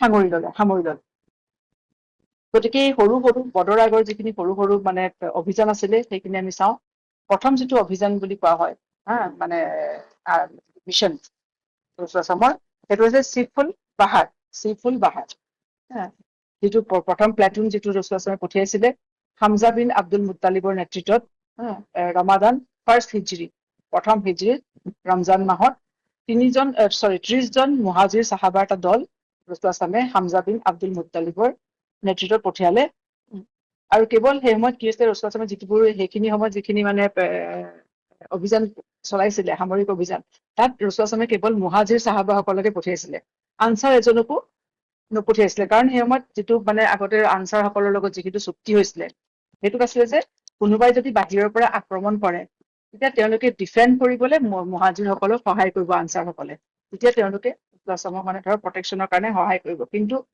মানে এটেক কৰিবৰ কাৰণে তেওঁলোকৰ লগত তেনেকুৱা ধৰণৰ চুক্তি হোৱা নাছিলে। সেইকাৰণে যেতিয়া এটেক কৰিবলৈ হয় ৰাছুল আছলামে তেতিয়া কি হয় মুহাজিৰ চাহাবাসকলকে পঠিয়ায়। ইতিমধ্যে যিটো কুৰেশ্বৰ দল আহি আছিলে সেই ৰাস্তা দি যিটো কাৰাভান গৈ আছে তাত কুৰেশ্বৰ প্ৰায় 300 মানুহ আছিলে আৰু মুহাজিৰ চাহাবা আছিলে 30 জন। গতিকে সেই সময়ত তেওঁলোক যেতিয়া গৈ পালেগে আৰু এই কুৰেশ্বৰ যিটো কাৰাভান আহি আছিলে সেইটোৰ নেতৃত্ব আছিলে আবু জাহালৰ নেতৃত্বত সেই কাৰাভানটো আহি আছিলে। যেতিয়া কাৰাভানটো চিফুল বাহাৰ নামৰ ঠাইত উপস্থিত হল আৰু ইফালৰ পৰা মুছলমান সকলো গৈ পেলাই হামজা বিন আব্দুল মুত্তালিবৰ নেতৃত্বত মুছলমান সকলোকে হেৰি হল সেই ঠাইত উপস্থিত হল। তেওঁলোক যেতিয়া আমনা চামনা হল তেতিয়া তেওঁলোকৰ মাজত মানে বেছ মানে যুদ্ধৰ প্ৰস্তুতি চলিলে। কিন্তু সেই কুৰেশ্বৰ দলটোত মাজদি বিন আমাৰ নামৰ এজন মানুহ আছিলে, এজন লিডাৰ আছিলে। তেওঁ মুছলমান নহয়, কিন্তু তেওঁ দুইটা ফালৰ লগতে মানে তেওঁৰ ভাল সম্বন্ধ আছিলে, কুৰেশ্বৰ লগতো আৰু এই যিকেইজন চাহাবা গৈছিলে মুছলমান তেওঁলোকৰ লগতো ভাল সম্বন্ধ আছিলে। গতিকে তেওঁৰ হস্তক্ষেপত কি হৈছে দুইটা পাৰ্টিৰ মাজত যুদ্ধ হোৱাৰ পৰা মানে তেওঁ দুইটা পাৰ্টিৰ মাজত যুদ্ধ বন্ধ কৰালে, যুদ্ধ নহলে। গতিকে এই চাহাবাসকল আকৌ কি হৈছে তেওঁলোক মদিনালৈ উভতি গল আৰু কুৰেশো মক্কালৈ উভতি গল। গতিকে ৰাছুলুল্লাহ ইছলামৰ মানে যেতিয়া সেই প্ৰথম যিটো মিছন পঠিয়ালে সেই প্ৰথম মিছনতে কি হৈছে ৰাছুলুল্লাহ ইছলামে যিটো আৰ্মি মানে সৈন্যদল পঠিয়াইছিলে তাত প্ৰথম মুছলমানৰ মানে ইছলামৰ প্ৰথম পতাকা, ইছলামিক ষ্টেটৰ প্ৰথম পতাকা মানে ফ্লেগ মানে নিৰ্বাচন কৰিলে। সেয়া হৈছে বগা ৰঙৰ আছিলে আৰু সেই এজন ফ্লেগ বিয়েৰাৰো তেওঁ নিয়োগ কৰিলে। সেই প্ৰথম যিজন ফ্লেগ বিয়েৰাৰ আছে পতাকা কঢ়িওৱাৰ যাক দায়িত্ব দিয়া হয় যুদ্ধত সেয়া হৈছে আবু মাৰতাহান। তেওঁ প্ৰথম কি হৈছে মানে সেইজন তেওঁ মানে যুদ্ধৰ মানে ইছলামৰ হয় তেওঁ প্ৰথম ফ্লেগ কেৰিয়াৰ আছিলে, পতাকা উত্তোলনকাৰী বা পতাকা কঢ়িওৱা, হয় নহয়? কাৰণ পতাকাখন হৈছে যে এখন মানে স্বাধীন দেশৰ এটা মানে চাইন হয়, স্বাধীন দেশৰ এটা মানে হেৰি হয় মানুহৰ এখন সাৰ্বভৌম দেশৰ স্বাধীন দেশৰ মানে নিচানী হয় চাইন। তাৰপিছতে শ্বাৱাল মাহত প্ৰথম হিজৰীতে ৰাছুলুল্লাহ ইছলামে উবৈদা বিন আল হাৰিছৰ নেতৃত্বত 60জনৰ মুহাজিৰৰ দল এটা বাটন ৰাগিবলৈ পঠিয়ায়। তাৰমানে সেই সময়ত কি হৈছে আবু চুফিয়ানৰ এটা কাৰাভান হৈ আছিলে। তেওঁলোকক মানে ৰাছুলুল্লাহ ইছলামে সেই কাৰাভানটো ৰখাবৰ কাৰণে ইণ্টাৰচেপ্ট কৰিবৰ কাৰণে 60জন মুছলমানৰ চাহাবা মুহাজিৰৰ এটা দল পঠিয়ায়। তাৰপিছত তেওঁলোকো যেতিয়া চাহাবাসকলো যেতিয়া ৰাগিবত গৈ উপস্থিত হল আৰু ইফালে আবু চুফিয়ানৰ দলটো আহি উপস্থিত হল, তেওঁলোকৰ মাজত কি হৈছিলে তেতিয়া মানে কাৰ মানে চলোৱা হেৰি হল, এক্সচেঞ্জ হল। তৰোৱাল লৈ তেওঁলোকে যুদ্ধ কৰা নাই, কিন্তু সেই সময়তে প্ৰথমবাৰৰ কাৰণে ইছলামত ছাদ বিন আবি ৱাক্কাছে প্ৰথম কাৰ নিক্ষেপ কৰে। তেওঁ মানে মুছলমানসকলে প্ৰথম কাৰ নিক্ষেপ কৰে ছাদ বিন আবি ৱাক্কাছে। তাৰপিছতে এইদৰে কিন্তু দুইটা দল আঁতৰি যায়গে, সিটো দলো আগবাঢ়ি গৈ থাকে, তেওঁলোকে কাৰ হেৰি কৰেহে নিক্ষেপ কৰেহে, কিন্তু তেওঁলোক ৰখি নাথাকে, তেওঁলোক আগবাঢ়ি গৈ থাকে। গতিকে তেতিয়াও কোনো ডাঙৰ যুদ্ধ নহলে আৰু মুছলমানে মানে তেনেকে কোনো ধৰণৰ মানে সফলতা নাপালে। কিন্তু এই অভিযানত এটা উল্লেখযোগ্য ঘটনা ঘটিলে, সেই কাৰাভানটো আবু চুফিয়ানৰ যিটো কাৰাভান, যিটো অৰ্থাৎ মক্কাৰ পৰা গৈ আছিলে, তাত তেওঁলোকৰ দুজন মুছলমান আছিলে, আল মিকদাদ আৰু এজন হৈছে উতবা বিন গজৱান। তেওঁলোক আবু চুফিয়ানৰ কাৰাভানতে আছিলে, কিন্তু তেওঁলোকে যেতিয়া গৈ থাকোতে ৰাস্তাত যেতিয়া ৰাগিবত যেতিয়া উবৈদা ৰাদিয়াল্লাহু আনহুৰ দলটো লগ পালে, তেওঁলোকে কি হৈছে আবু চুফিয়ানৰ দলেদি তেওঁলোক মুছলমানৰ লগলৈ গুচি আহে আৰু তেওঁলোক মদিনালৈ আহে। আৰু সেইটো অভিযানৰ যিজন ফ্লেগ কেৰিয়াৰ আছিলে সেয়া হৈছে মিস্তাহ বিন আসাফা। গতিকে প্ৰত্যেকটো এক্সপিডিশ্যনতে ৰাছুলুল্লাহ ইছলামে কি হৈছে তেওঁলোকৰ এজন মুছলমানৰ ফালৰ পৰা এজন মানে পতাকা কঢ়িওৱা ধ্বজ কঢ়িওৱা এজন মানে ধ্বজ এখন পঠায়, আৰু সদায় ইছলামৰ যিখন ধ্বজ আছিলে এখন বগা ৰঙৰ আছিলে ৰাছুলুল্লাহ ইছলামৰ। তাৰপিছতে আকৌ এটা অভিযান পঠিয়াই ৰাছুলুল্লাহ ইছলামে, সেইটো হৈছে ছাদ বিন আবি ৱাক্কাছৰ নেতৃত্বত। এয়া হৈছে জুলকাদা মাহত, প্ৰথম হিজৰীৰ জুলকাদা মাহত। ইয়াৰ আগতে কেতিয়া হৈছিলে শ্বাৱাল মাহত। শ্বাৱালৰ পিছত এতিয়া হৈছে জুলকাদা মাহত। ছাদ বিন মানে শ্বাৱালৰ পিছতেতো জুলকাদা আহে না জানো, আৰু কেইদিনমানৰ পিছতে অৰ্থাৎ ছাদ বিন আবি ৱাক্কাছৰ নেতৃত্বত এতিয়া কি কৰে 20জনীয়া এটা দল পঠিয়াই ৰাছুলাল্লাহ। সেয়া মানে কি হৈছে একেই, সেই কুৰেইছৰ যেতিয়াই গম পাই যে ৰাছুলাল্লাহ ইতিমধ্যেও তেওঁ স্পাই মানে নিযুক্ত কৰি ৰাখিছে, এতিয়া গম পাই যে কুৰেইছৰ এটা দল হয় মক্কাৰ পৰা আহিছে, নহয় চিৰিয়াৰ পৰা উভতি আহিছে, নহয়, তেতিয়াই ৰাছুলাল্লাহ কি হয় তেওঁ নিজৰ ফালৰ পৰা মানে সামৰিক অভিযানত তেওঁ চাহাবাক প্ৰেৰণ কৰে। তেওঁলোকে গৈ পেলাই খাৰা নামৰ এখন ঠাইলৈ যায়। হা, তাৰ ৰাছুলাল্লাহে কৈছে তোমালোক যেতিয়া তেওঁলোক আগবাঢ়ে না, তেতিয়া ৰাছুলাল্লাহে তেওঁলোকক মানে নিৰ্দেশ দিয়ে যে তোমালোক খাৰাতকে আগবাঢ়ি নাযাবা। কিন্তু তেওঁলোক যেতিয়া খাৰাত উপস্থিত হয় 5 দিনৰ যাত্ৰাৰ পিছত, তেতিয়া গম পাই যে কুৰেইছসকলৰ দলটো ইতিমধ্যে সেই ঠাই পাৰ কৰি গুচি গল, গতিকে তেওঁলোকে লগেই নাপালে আৰু তেওঁলোক উভতি আহে। তাতো যিজন ফ্লেগ কেৰিয়াৰ আছিলে তেওঁ হৈছে মিকদাদ বিন আমাৰ। গতিকে ৰাছুলাল্লাহে দেখা পাইছো যে কুৰেইছৰ গতিবিধিৰ লক্ষ্য ৰাখিবৰ কাৰণে চোৰাংচোৱা তেওঁ নিয়োগ কৰিছিলে। তেওঁলোকে আহি ৰাছুলাল্লাহক খবৰবোৰ দিয়েহি। তাৰপিছতে হয় মানে বেটেল অফ আল আবৱাৰ যুদ্ধ। এইখনে প্ৰথম যুদ্ধ য'ত ৰাছুলুল্লাহ সাল্লাল্লাহু আলাইহি ওয়াসাল্লামে নিজে অংশগ্ৰহণ কৰে। তাৰ আগলৈকে তেওঁ মানে প্লেটুন পঠিয়ায়। 70জন চাহাবাৰ এটা দল লৈ ৰাছুলুল্লাহে কুৰেইছৰ এটা কাৰাভান মানে ৰখাবলৈ যায়। সেই কাৰাভানটোত মানে কি হৈছিলে বহুতো মানে উট আহিছিলে। এটা উটৰ মানে বিশাল এটা হেৰি আহিছিলে মানে কাৰাভানটোত। তেওঁলোকৰ মানে ব্যৱসায়ৰ কাৰণে লৈ গৈছিলে। আৰু তেতিয়া ৰাছুলুল্লাহে 70জন মুহাজিৰ চাহাবাক লগত লৈ সেই কুৰেইছৰ কাৰাভানটো মানে ৰখাবলৈ তেওঁ মদিনাৰ পৰা ৰাওনা হয়। আৰু ৰাছুলুল্লাহে নিজৰ অনুপস্থিতি সেয়া মদিনাৰ যিখিনি দায়িত্ব আছিলে সেয়া ছাদ বিন উবাদাক সেই দায়িত্ব দি থৈ যায়। আৰু কিন্তু ৰাছুলুল্লাহে গৈ কিন্তু সেই কাৰাভানটো লগ নাপালে।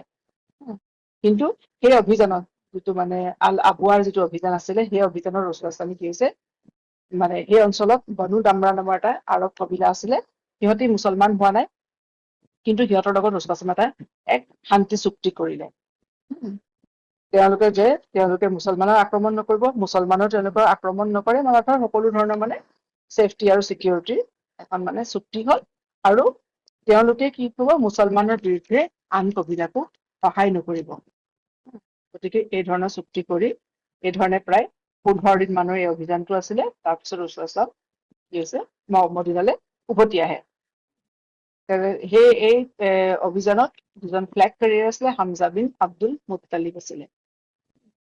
তাৰপিছতে দ্বিতীয় হিজৰী, এতিয়া জুলকাদা মাহ শেষ হ'ল, কাৰণ জুলহজ্জা তাৰপিছত আহিছে। জুলহজ্জা তাৰপিছতে আকৌ হেৰি গ'ল, মহৰম গ'ল, চফৰ গ'ল, এতিয়া ৰবিউল আউ্বাল দ্বিতীয় হিজৰী।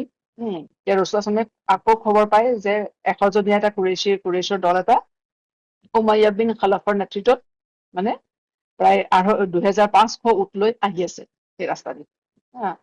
খবৰ পাই লগে লগে ৰাছুলুল্লাহে কি কৰিলে 200জন চাহাবা লগত লৈ ৰাছুলুল্লাহ নিজে ৰাওনা হ'ল। কিন্তু বুৱাজ নামৰ এটা অঞ্চল পাওঁতে ৰাছুলুল্লাহে গম পালে যে কাৰাভানটো ইতিমধ্যে পাৰ হৈ গুচি গৈছে, গতিকে যুদ্ধ নহলে। আৰু এইবাৰ ৰাছুলুল্লাহে মদিনাৰ যিটো দায়িত্ব দি গৈছিলে সেইজন হৈছে ছাদ বিন মুআজ। গতিকে আমি দেখা পাওঁ বেছিখিনি সময়তে কি হৈছে, তেওঁলোক যেতিয়া যায় মানে সামৰিক অভিযানত, কিন্তু প্ৰায় মানে মুছলমানসকলৰ সেই কুৰেইছৰ লগত মানে আমনা চামনাটো নহয়। তাৰপিছত আহিলে বেটল অফ ছফৱানৰ যুদ্ধ। এই দ্বিতীয় হিজৰীতে ৰবিউল আউ্বাল মাহৰ দ্বিতীয় হিজৰীতে কি হৈছে, ৰাছুলুল্লাহে এদিন খবৰ পালে যে কাৰ্জ বিন জাবিৰ আল ফিহিৰি নামৰ এজন মুশ্ৰিক, সেই মুছলিমে কি কৰিছে, কিছুমান মানুহক লগত লৈ মদিনাৰ যিখিনি খেতিবোৰত আক্ৰমণ কৰে। আৰু মানে মদিনাৰ মানুহখিনিৰ কিছুমান জন্তু লুটমাৰ কৰি লৈ যায়। খবৰ পাই ৰাছুলুল্লাহে 70জন চাহাবাক লগত লৈ সেই মানে হেৰিজনৰ মুশ্ৰিকজনৰ পিছে যায় তেওঁক ধৰিবলৈ।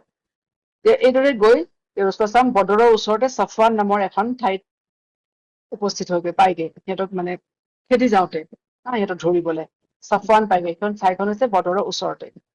কিন্তু সিহঁতক ধৰিবলৈ নোৱাৰিলে। আৰু সেইকাৰণে এই যিটো ছফৱানৰ যিটো মানে অভিযান, সেই অভিযানটোক মানে বদৰৰ প্ৰিলিমিনেৰী বদৰ ইনভেশন বুলি কোৱা হয়। আৰু এই সময়ত ৰসুল আসলামে যেতিয়া এই অভিযানলৈ গৈছিলে তেওঁ নিজে যেতিয়া বুজায় তেতিয়া সেই সময়ত তেওঁ জাইদ বিন হাৰিজাক মদিনাৰ মানে দায়িত্ব দি থৈ যায় আৰু সেইখন ছফৱানৰ যিখন মানে অভিযান যিটো অভিযান আছিলে তাত ফ্লেগ কেৰিয়াৰ আছিলে আলী বিন আবি তালিব। তাৰপিছতে আহিলে যিখন এখন গুৰুত্বপূৰ্ণ যিখন যুদ্ধৰ কাৰণে যিটো অভিযানৰ কাৰণে মানে বদৰৰ যুদ্ধ হল মানে যিটো অভিযান বদৰৰ যুদ্ধৰ মানে কাৰণ হল সেইখন হৈছে দুল উছেইৰা আৰু এয়া হয় জুমাদা আল উলা জুমাদা আল উলা বা জুমাদা আল আখিৰৰ মাজতে আৰু দ্বিতীয় হিজৰীত ৰসুল আসলামে সময়ত কি হৈছে 150 পৰা 200 মানে আনচাৰ চাহাবা আৰু মুহাজিৰ চাহাবাক লগত লৈ 30টা উট লগত লৈ তেওঁ মানে এটা কুৰেশ্বত মানে কাৰাভান এটা তেওঁ ৰখাবলৈ বাধা দিবলৈ বা গ'ল তেওঁলোক গৈ ৰসুল আসলামৰ দলটো গৈ জুল উছেৰা পালেগে কিন্তু ইতিমধ্যে তাত গৈও তেওঁলোকে গম পালে যে কেইদিনমান আগতে সেই কাৰাভানটো সেই ঠাই পাৰ হৈ গ'ল নহয় আচলতে সেই কাৰাভানটো আছিলে আবু চুফিয়ানৰ নেতৃত্বত চিৰিয়ালৈ গৈ আছিলে তেওঁলোক মক্কাৰ পৰা আহি আছিলে সেই কাৰাভানটো এতিয়া চিৰিয়ালৈ গৈ আছে নহয় গতিকে এই যে বদৰৰ যুদ্ধ হৈছিলে এই কাৰাভানটোৱে এই যিটো আবু চুফিয়ানৰ যিটো জুল উছেৰাত যিটো কাৰাভানত লগ কৰিবলৈ ৰসুল আসলাম গৈছিলে সেই কাৰাভানটো মক্কাৰ পৰা চিৰিয়ালৈ গৈ আছিলে নহয় এতিয়া এই কাৰাভানটো যেতিয়া চিৰিয়াৰ পৰা উভতি আহে তেতিয়াই কি হৈছে ৰসুল আসলামে সেই চাহাবাসকলক লগত লৈ বদৰলৈকে আগবাঢ়ি আহে আৰু তেতিয়াই বদৰৰ যুদ্ধ হয় এই কাৰাভানটো উভতি অহাৰ পথতেই গতিকে এই কাৰাভানটো মানে বদৰৰ যুদ্ধ এটা মানে যিটো প্ৰধান কাৰণ আছিলে গতিকে এই কাৰাভানটো আছিলে জুল উছেৰা গতিকে এই অভিযানটো কি হৈছে মানে বদৰৰ যুদ্ধৰ সূত্ৰপাত কৰে সিহঁতৰ যেতিয়া যাওঁতে মক্কাৰ পৰা সিহঁতি চিৰিয়ালৈ গৈ থাকোতে ধৰিব নোৱাৰিলে গতিকে সিহঁতি উভতি অহা পথত সিহঁতক ৰখাবলৈ ৰসুল আসলামে চাহাবাসকলক লৈ বদৰলৈকে আগবাঢ়ি যায় আৰু সেই বদৰতে মুছলমান আৰু কাফিৰৰ মাজত মানে যুদ্ধ হয় কিন্তু এই অভিযানত তেওঁলোকক ধৰিব নোৱাৰিলেও ৰসুল আসলামে কি হৈছে বনু মুদলিজ তাত যিটো সেই বদৰৰ ওচৰত যিটো মানে কবিলা আছিলে অলপ সিহঁতৰ লগত এখন শান্তি চুক্তি কৰে আৰু সেই সময়ত ৰসুল আসলামে আবু চালামাক কি হৈছে মদিনাৰ ইনচাৰ্জ কৰি থৈ গৈছিলে সেইটো আমি দেখা পাওঁ যে ৰসুল আসলামে নিজৰ উপস্থিতিত সদায় মদিনাত নিজৰ মানে এজন কামৰ দায়িত্ব তেওঁ দি থৈ যায় এইটো নহয় যে ৰসুল আসলাম নাই কোনো তাৰ কাম মানে দায়িত্ব নলব ৰসুল আসলামে সদায় কামৰ দায়িত্ব দি থৈ যায় তেওঁ আৰু আমি দেখা পাইছো যে প্ৰত্যেকবাৰতে কি হৈছে এজন ফ্লেগ কেৰিয়াৰ থাকে ৰসুল আসলামে নিজৰ মানে পতাকা লৈ যায় আৰু পতাকাখন হৈছে যে এখন স্বাধীন দেশৰ চিন অৰ্থাৎ এখন ইছলামিক ৰাজ্য গঠন কৰা হৈছে এখন স্বাধীন ইছলামিক ৰাজ্য গঠন হৈছে আৰু সেই সময়ত আক্ৰমণৰ দায়িত্ব সদায় মুহাজিৰসকলৰ ওপৰতে মানে মুহাজিৰসকলকে বিভিন্ন অভিযানত পঠোৱা হৈছিলে তাৰপিছত আছে এতিয়া ৰজব মাহত এতিয়া ৰজবৰ মানে দ্বিতীয় হিজৰীত ৰজব মাহত মানে এইটো হাৰাম মাহ ৰজব মাহটো হয় নাই 4টা যিটো পবিত্ৰ মাহ আছে য'ত যুদ্ধ বিগ্ৰহ হাৰাম সেইটো জাহিলিয়তৰ সময়তো সেইটো আছিলে আৰবত প্ৰচলিত আছিলে আৰু ইছলামতো সেইটো আল্লাহ তাআলাই ৰাখি দিয়ে ঠিক আছে সেই ৰজব মাহত কি হৈছে ৰসুল আসলামে মানে আব্দুল্লাহ ইবনে জাহাজ ৰাদিয়াল্লাহু আনহু এজন মুহাজিৰ চাহাবা তেখেতৰ নেতৃত্বত 12 জন চাহাবাক এটা অভিযানত পঠিয়ালে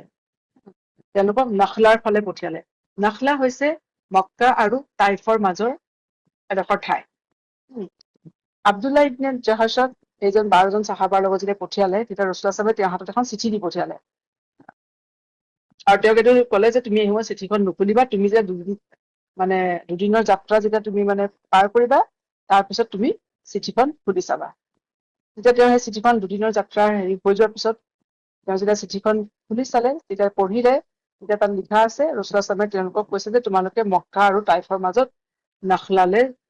তাইফৰ মাজত থকা নখলালে ৰাওনা হোৱা তাত তোমালোকে মানে সেইডোখৰ ঠাইৰ পৰা তোমালোকে কুৰেশ্বৰ সকলো গতিবিধি লক্ষ্য কৰিবা আৰু সেই খবৰ আহি ৰসুল আসলামক আচলতে দিব লাগিব অৰ্থাৎ তেওঁলোকৰ মানে যিটো মানে চোৰাংচোৱা আগেৰি আছে সেইটো কামৰ কাৰণে কি হৈছে ৰসুল আসলামে আব্দুল্লাহ ইবনে জাহাজক 12 জন চাহাবাৰ পঠিয়ালে এটা দলৰ লগত এতিয়া আব্দুল্লাহ ইবনে জাহাজে যেতিয়া চিঠিখন পঢ়িলে তেতিয়া তেওঁ মানে গম পালে যে ৰসুল আসলামৰ কি নিৰ্দেশ কাৰণ এতিয়াতো তেওঁলোকক মক্কাৰ ওচৰলৈ যাবলৈ কৈছে আৰু সেইটো যোৱাটো অত্যন্ত বিপদজনক কথা তেওঁলোকে মুছলমানৰ কাৰণ দেখিলে তেওঁলোকক কুৰেশে দেখিলে তেওঁলোকক হত্যা কৰিব, হয় নাই?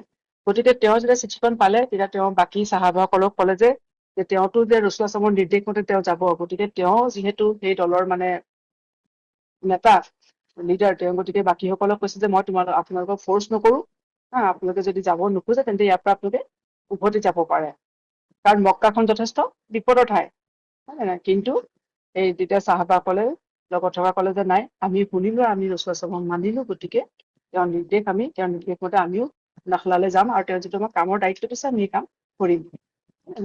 গতিকে আপোনালোকে অলপ মনত পৰিছিলে নাখলাখন কোনখন ঠাই আছিলে? তাইফ আৰু মক্কাৰ মাজত নাখলাখন, হয় নাই? নাখলা যিডোখৰ ঠাই, হয় নাই? যেতিয়া ৰাছূলুল্লাহ সাল্লাল্লাহু তাইফৰ পৰা উভতি আহিছিলে তেতিয়া তেওঁ নাখলাত ৰখিছে, তেওঁ মক্কাত এতিয়া প্ৰৱেশ কৰিব পৰা নাই, হয় নে নহয়? তেওঁ মক্কাত প্ৰৱেশ কৰিব নোৱাৰে, কাৰণ কুৰেশৰ কোনোবাই তেওঁক এইটো সুৰক্ষা দিব লাগিব, চিকিউৰিটি দিব লাগিব, তেতিয়াহে তেওঁ মক্কাত প্ৰৱেশ কৰিব পাৰিব। আৰু সেই নাখলাত থাকোতে যে ৰাছূলুল্লাহ সাল্লাল্লাহু ৰাতি নামাজ পঢ়িছিলে, হয় নে নাই? যেতিয়া ৰাতি নামাজত থিয় হৈ তেওঁ কোৰাণ পঢ়ে, তাতে কি হৈছে, জিনসকলে আহি তেওঁ মানে সেই কোৰাণৰ হীৰা শুনিছিলে, প্ৰথম কোৰাণ শুনিছিলে, আৰু তেওঁলোকে তথাপি জিনসকলে ইছলাম কবুল কৰিছিলে এই ঠাইডোখৰতে নাখলাতে। গতিকে সেই নাখলালৈ এতিয়া ৰাছূলুল্লাহ পঠিয়ালে, মক্কাৰ একদম ওচৰতে। এতিয়া কি হ'ল, তেওঁলোকে ৰাস্তাত গৈ থাকোতে আব্দুল্লাহ ইবনে জাহাছৰ লগত ছাদ বিন আবি ৱাক্কাছ আছিলে, উছমান বিন আৰু গাজৱান, এই দুজনৰ কি উটটো হেৰাই গ'ল। তেওঁলোকে নিজৰ উট বিচাৰিবলৈ ৰাস্তাতে তেওঁলোক থাকি গ'ল, বাকী কেইজন চাহাবা আগবাঢ়ি গ'ল। তেওঁলোকে নখলাত উপস্থিত হৈ লক্ষ্য কৰিলে যে কাৰাভানটো মানে এটা মানে নখলাত উপস্থিত হ'ল, তেওঁলোক গ'ল আৰু কুৰেশৰ লক্ষ্য কৰিলে, তেওঁলোকে দেখিছে যে কুৰেশৰ এটা কাৰাভান আহি আছে, তাত যথেষ্ট মানে খাদ্য সামগ্ৰী আছে, লিডাৰ আছে, আৰু শুকান কিচমিচ আছে, ড্ৰাই মানে ৰেচিনছ আছে। আৰু সেই কুৰেশৰ কাৰাভানটোৰ যিটো হেৰি আছিলে, মুশ্ৰিক মানে লিডাৰ আছিলে আমাৰ ইবনে হাদ্ৰামি, আৰু উছমান আৰু নফল, যিকেইজন হৈছে আব্দুল্লাহ ইবনে মুগিৰাৰ পুতেক, আৰু তেওঁলোকৰ এজন আল হাকাম নামৰ এজন দাস আছিলে।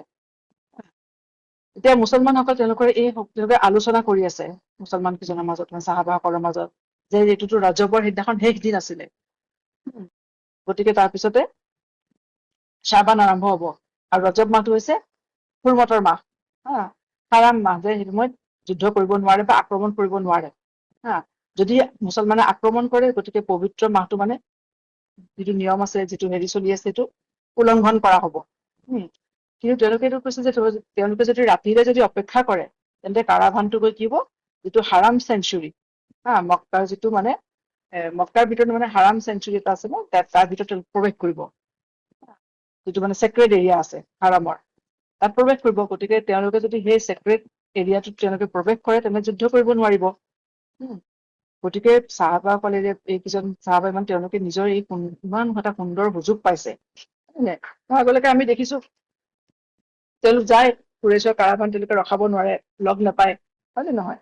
কিন্তু তেওঁলোকৰ সন্মুখত ইমান ডাঙৰ এটা সুন্দৰ তেওঁলোকে এটা সুযোগ পাইছে, তেওঁলোকেতো এৰি দিবলৈ ইচ্ছা কৰা নাই, হয় নে নাই? কিমান দিনৰ মূৰত তেওঁলোকে মানে এটা সুবিধা পাইছে যে প্ৰতিশোধ লবলৈ। গতিকে তেওঁলোকৰ মানে মনটো একদম হেৰি হৈ আছে, যে যদি আমি ৰাতিলে ৰখো, মানে ৰজব মাহটো পাৰ হোৱালে, তেওঁলোক গৈ পেলাই হাৰাম এৰিয়াৰ ভিতৰত প্ৰৱেশ কৰিব, চেক্ৰেড এৰিয়াৰ ভিতৰত প্ৰৱেশ কৰিব। গতিকে এইদৰে মানে গুণা কথা কৈ তেওঁলোকে কাৰাভানটো কি কৰিলে, ৰখুৱাৰে সিদ্ধান্ত ললে। তাৰ ফলত এজন চাহাবাই কি কৰিলে, এজন মুছলমানে কাঁড়ডাল মাৰি পঠিয়ালে, আৰু সেই কাঁড়ডাল গৈ পেলাই কি হল, আমাৰ ইবনে হাদ্ৰামিৰ গাত লাগিলে, আৰু ফলত আমাৰ ইবনে হাদ্ৰামিৰ মৃত্যু হল। সেইটো মৃত্যু হোৱাৰ লগে লগে চবতে হুলস্থুল লাগি গল তাত, মানে মুশ্ৰিকখিনিৰ মাজত। আৰু সেই সুযোগতে কি কৰিলে, আব্দুল্লাহ ইবনে জাহাছ ৰাদিয়াল্লাহু আনহু আৰু তেওঁৰ নেতৃত্বত মুছলমান কেইজনে গৈ পেলাই সেই কাৰাভানটো আক্ৰমণ কৰিলে, আৰু তাতে তেওঁলোকে উছমান আৰু আল হাকামক বন্দী কৰিলে, আৰু নৌফল যিজন আছে চতুৰ্থজন, তেওঁ পলাই যাবলৈ সক্ষম হল। এতিয়া উছমান আৰু আল হাকামক যে বন্দী কৰিলে, সেই বন্দী দুজন আৰু যিমানখিনি বস্তু আছিলে, যিখিনি ৱাৰ গুটি, সেইখিনি লৈ এতিয়া মুছলমানসকল কি হৈছে, আব্দুল্লাহ ইবনে জাহাছ আৰু অন্যান্য মুছলমান কেইজন মদিনালৈ উভতি আহিলে। আৰু তাৰ আগতে তেওঁলোকে কি কৰিলে, যিখিনি বস্তু পাইছিলে ৱাৰ গুটি হিচাপে, তাৰে 5/1 অংশ তেওঁলোকে আল্লাহ তাআলা আৰু ৰাছূলুল্লাহৰ কাৰণে মানে ৰাখি, বাকীখিনি তেওঁলোকে নিজৰ মাজত ভাগ কৰি ললে, হয় নে নহয়? আৰু এয়া আছিলে ইছলামত মানে প্ৰথম যিটো এই যে 5/1 অংশ, সেইটো হয় ৱাৰ গুটিৰ এইটো এটা অংশ, এইটো 1/5 পাৰ্ট আল্লাহ আৰু ৰচুলৰ, হয় নে নহয়? এইটো খুমুচ বুলি কয়, ফাৰ্ষ্ট খুমুচ ইন ইছলাম, ঠিক আছে। আৰু ফাৰ্ষ্ট মানে কিলিং ইন ইছলাম, কি কৈছিলে হাদ্ৰামি, মানে হয় নে নাই, আমাৰ ইবনে হাদ্ৰামি যিটো মানে তেওঁৰ যিটো মৃত্যু হ'ল, সেয়া ফাৰ্ষ্ট কিলিং ইন ইছলাম। আৰু প্ৰথম যুদ্ধবন্দী, ইছলামৰ প্ৰথম যুদ্ধবন্দী হিচাপেও এই দুজনক লৈ যোৱা হয়। এক হৈছে কি কয় উছমান আৰু আল হাকাম, প্ৰথম যুদ্ধবন্দী তেওঁলোকে ইছলামৰ। গতিকে এই ঘটনাটো যিহেতু ৰজব মাহত হৈছে, এতিয়া ৰচুলাছলামৰ এতিয়া তেওঁলোকে ৰচুলাছলামৰ ওচৰ পালেগে, ৰচুলাছলামে তেওঁলোকক কোনো ধৰণৰ মানে শলাগ নললে, উল্টা ৰচুলাছলামে কথাটো ভাল নাপালে, কাৰণ মুছলমানসকলে এটা ভুল কৰিছে। আৰু ৰচুলাছলামে খুব ভালদৰে জানে যে যিখিনি মুশ্ৰিক আছে আৰু কুৰেইশ আছে, সিহঁতিটো এটা সুবিধা পাই গ'ল মুছলমানৰ বিৰুদ্ধে কথা কবলৈ, মুছলমানৰ সমালোচনা কৰিবলৈ, গতিকে ৰচুলাছলামে যেতিয়া চাহাবাসকলক উপস্থিত হ'ল, তেতিয়া ৰচুলাছলামে তেতিয়া ক'লে যে মই তোমালোককতো এই মাহত আক্ৰমণ কৰিবলৈ কোৱা নাছিলো, তোমালোকক খালি তাৰ মই খবৰ আনিবলৈ কৈছিলো। গতিকে ৰচুলাছলামে সেই কাৰাখনৰ পৰা তেওঁ নিজেও একো গ্ৰহণ নকৰিলে, তেওঁ যিটো 1/5 শ্বেয়াৰ পায়, আৰু চাহাবাসকলকো ল'বলৈ নিদিলে, সেইবোৰ তেনেদৰে ৰাখি দিলে, আৰু যুদ্ধবন্দী দুজনকো তেনেদৰে ৰাখি দিলে। তেতিয়া চাহাবাসকল অত্যন্ত তেওঁলোকো দুখিত, তেওঁ চিন্তিত হ'ল, কাৰণ তেওঁলোকে জানিছে যে ৰচুলাছলামে যেতিয়া একচেপ্ট কৰা নাই, গতিকে তেওঁলোকৰ সকলো অথলে গ'ল, সকলো তেওঁলোকৰ মানে ডাঙৰ গুনাহ কৰিলে। ইফালে কুৰেইশেও সুবিধা পাই গ'ল যে মুহাম্মদ ছাল্লাল্লাহু আৰু তেওঁৰ লগৰীয়াসকলে মানে পবিত্ৰ মাহৰ মানে অৱমাননা কৰিছে, মানে পবিত্ৰ মাহটো মানে তেওঁলোকে মানে হেৰি কৰিছে, মানে ৰচুলাছলামে সিহঁতক যুদ্ধ কৰিবলৈ অনুমতি দিছে, আক্ৰমণ কৰিবলৈ। সিহঁতি মানুহো হত্যা কৰিলে পবিত্ৰ মাহত, মালে গনিমতো ললে, যুদ্ধবন্দীও কৰিলে, এইবুলি মানে বিভিন্ন প্ৰপগাণ্ডাৰে তেওঁলোকে কিছু মক্কা একদম হুলস্থুল লগাই দিছে কুৰেইশবোৰে, গোটেই আৰবতে মানে। গতিকে সিহঁতি এইদৰে মানে কি হৈছে, গণ্ডগোল মানে হুলস্থুল লগাইছে গোটেইখন। কিন্তু মানে সিহঁতৰ কথা হৈছে যে সিহঁতে যিমানখিনি গণ্ডগোল কৰিলে তাত একো নাই, কিন্তু আনে কৰিলে সিহঁতি কি হৈছে এৰি নিদিয়ে। গতিকে সিহঁতৰ এই মানে যেতিয়া এই উৎপাত বাঢ়িলে, অপবাদ বেছি হবলৈ ধৰিলে, তেতিয়া আল্লাহ তাআলাই আয়াত নাজিল কৰিলে। আৰু মুছলমানসকলৰ অৱস্থা একদম বেয়া হৈ গৈছে, যে একদম সকলো ফালৰ পৰা তেওঁলোকক মানে এটেক কৰা হৈছে মুছলমানক। এতিয়া আল্লাহ তাআলাই আয়াত নাজিল কৰিলে সূৰা বাকাৰাত, যে ইয়াছআলুনাকা আনিশ শাহৰিল হাৰামি কিতালিন ফীহি, যে সিহঁতি আপোনাক সোধে, প্ৰশ্ন কৰে যে শ্বাহৰে হাৰামত, মানে এই হুৰমতৰ মাহকেইটাত, 4টা মাহ আছিলে ন পবিত্ৰ মাহ, যে এইকেইটাত মানে যুদ্ধ কেনেদৰে কৰিব পাৰি। তেতিয়া আল্লাহে কৈছে কৈ দিয়ক, কিতালুন ফীহি কাবীৰুন, হয় এই মাহত আক্ৰমণ কৰাটো বা যুদ্ধ কৰাটো ডাঙৰ গুনাহ, কিন্তু ৱাসাদ্দু আন সাবিলিল্লাহি ওয়া কুফৰুন বিহি, কিন্তু আল্লাহৰ ৰাস্তাত বাধা দিয়া, অৰ্থাৎ দিনৰ ক্ষেত্ৰত মানুহক বাধা দিয়া, আৰু আল্লাহৰ মানে দিনৰ ক্ষেত্ৰত কুফৰ কৰা, ৱাল মছজিদুল হাৰামি ওয়া ইখৰাজু আহলিহি মিনহু, আৰু মছজিদে হাৰামৰ পৰা মানে যোৱাত বাধা দিয়া মুছলমানসকলক, আৰু তাৰ যিসকল নিবাসী আছিলে, বাসিন্দা আছিলে, তেওঁলোকক তেওঁলোকৰ নিজৰ ঘৰৰ পৰা ঘৰ ত্যাগ কৰিবলৈ বাধ্য কৰা, এয়া কি হৈছে আকবাৰু ইনদাল্লাহি, এয়া আল্লাহ তাআলাৰ ওচৰত বেছি ডাঙৰ গুনাহ। সিহঁতি মানে অৰ্থাৎ আল্লাহ তাআলাৰ কথা যে সিহঁতি উৎপাত কৰিছে যে হাৰাম মাহত, মানে পবিত্ৰ মাহত কিয় যুদ্ধ কৰিলে, কিয় আক্ৰমণ কৰিলে, কিন্তু আল্লাহে কৈছে সিহঁতি নিজৰ গুনাহ পাহৰি গ'ল। তাতকে বেছি ডাঙৰ গুনাহ হৈছে যে সিহঁতি আল্লাহৰ ৰাস্তাত মানুহক অত্যাচাৰ কৰিছে, আল্লাহৰ ৰাস্তাত অহাৰ পৰা মানুহক বাধা দিছে, সিহঁতি কুফৰ কৰিছে, হয় নহয়। সিহঁতি মছজিদে হাৰামত যেতিয়া মুছলমানসকল যেতিয়া হিজৰত কৰি গুচি গ'ল, সিহঁতিতো যেতিয়া আমি ৰচুলাছলামো যেতিয়া তাইফলৈ গৈছিলে, সিহঁতিতো ৰচুলাছলামক মক্কাত সোমোৱাতো সিহঁতি হেৰি কৰি দিছিলে, হয় নহয়, যেতিয়া অসম্ভৱ কৰি তুলিছিলে। সিহঁতি চাহাবাসকলক তেওঁলোকৰ নিজৰ ঘৰলে, মক্কালে, আল্লাহৰ ঘৰ মানে ভিজিট কৰিবলৈ সিহঁতি দিয়া নাছিলে, গতিকে সেয়া সিহঁতি বাধা দিছিলে। গতিকে আল্লাহে কৈছে যে সেয়া তাতকে বেছি ডাঙৰ গুনাহ, গতিকে সিহঁতি নিজৰ গুনাহ চাওক।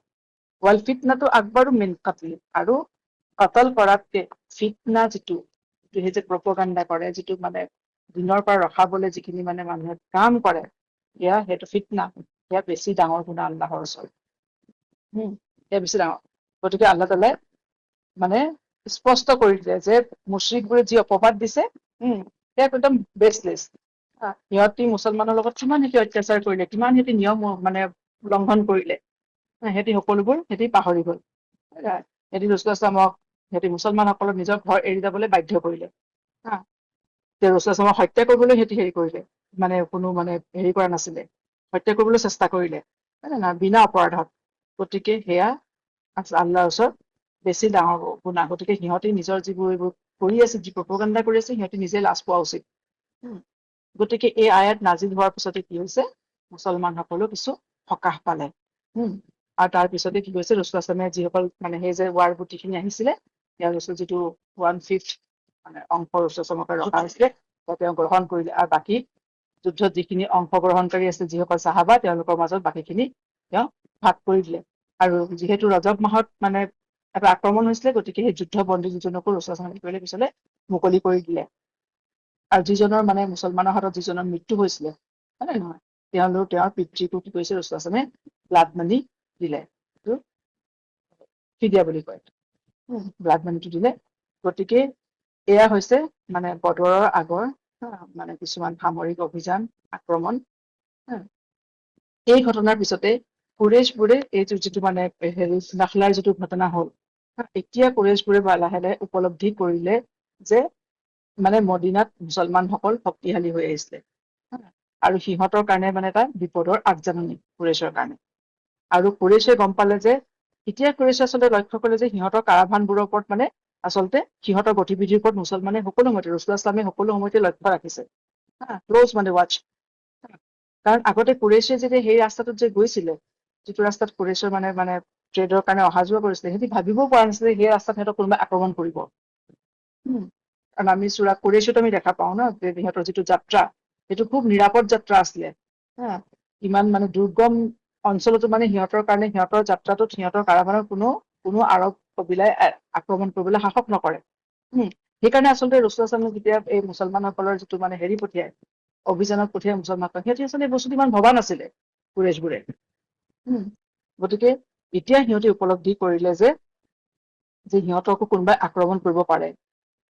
সিহঁতৰ ওপৰতো মানে আক্ৰমণ কৰাৰ উদ্দেশ্যে মানে কোনোবাই সিহঁতৰো মানে গতিবিধি লক্ষ্য কৰি আছে, সিহঁতৰ ওপৰতো দৃষ্টি ৰাখিছে। আৰু সিহঁতি এইটো মানে মানে গম পালে, উপলব্ধি কৰি ৰিয়েলাইজ কৰিলে যে মুছলমানে ইতিমধ্যে নিজৰ নতুন ঠাইডোখৰত মানে ফুপনি পুঠি উঠিছে, তেওঁলোক মানে লাহে লাহে শক্তিশালী হৈ আহিছে। আৰু তেওঁলোকে মুছলমানে নিজৰ এতিয়া মিলিটাৰী এক্টিভিটিও মানে এক্সটেণ্ড কৰিবলৈ আৰম্ভ কৰিছে। আৰু ইমান এক্সটেণ্ড কৰিলে যে তেওঁলোকে 300 মাইল দূৰত থকা মক্কাও আহি পালেহি মুছলমানসকল, কাৰণ নখলাখন মক্কাৰ ওচৰতে। গতিকে এইটো তেওঁলোকে কুৰেশবোৰে বুজি পালে যে এতিয়া ট্ৰেড ৰুট যিটো সিহঁতৰ মানে সম্পূৰ্ণ মানে সিহঁতৰ হেৰিত আছিলে কুৰেশৰ, এতিয়া সেইটো লাহে লাহে কি হৈছে, ৰসুল ইছলামৰ নেতৃত্বত মুছলমানৰ মানে দখললৈ আহিবলৈ ধৰিছে। আৰু মুছলমানসকলে এই বিষয়ে তেওঁলোকে চেষ্টাও কৰিছে, আৰু তেওঁলোকে এই বিষয়ে সক্ষমো হৈছে। গতিকে এতিয়া কুৰেশে সিদ্ধান্ত ললে এই ঘটনাটোৰ পিছতে যে মুছলমানৰ এই যিটো শক্তি বৃদ্ধি পাই আহিছে, সেই শক্তি কম কৰিব লাগিব, হয় নহয়, সিহঁতক মানে যুদ্ধ কৰি মুছলমানৰ আকৌ মানে দমন কৰিব লাগিব। আৰু তাৰে আয়োজনত মানে সিহঁতি উঠি পৰি লাগিলে। আৰু যাৰ ফলত কি হৈছে, ইতিহাসৰ যিখন মীমাংসাকাৰী যুদ্ধ, বদৰৰ যুদ্ধ হয় নে, হক আৰু বাতিলৰ যিখন মীমাংসাকাৰী যুদ্ধ, বদৰৰ যুদ্ধ, আল ফুৰকান বুলি যাক কোৱা হয়, সেই যুদ্ধ মানে সূত্ৰপাত এই ঘটনাৰ পিছৰ পৰা, নখলাৰ যিটো অভিযানৰ পিছৰ পৰাই আৰম্ভ হয়। সুবহানাকা আল্লাহুম্মা বিহামদিকা নাশহাদু আল্লা ইলাহা ইল্লা আনতা নাস্তাগফিৰুকা ওয়া নাতুবু ইলাইক। চিষ্টাৰ জেৰিন, হয়। যিটো মানে আমি খুমছৰ কথা ক'লে, হম। এইটো আমাৰ ইছলাম সমাজত বা আমাৰ যিবিলাক মুছলিম কাণ্ট্ৰি আছে, এই খুমছটো উঠি গৈছে নেকি বাৰু? নাজানো দেই এইটো মই।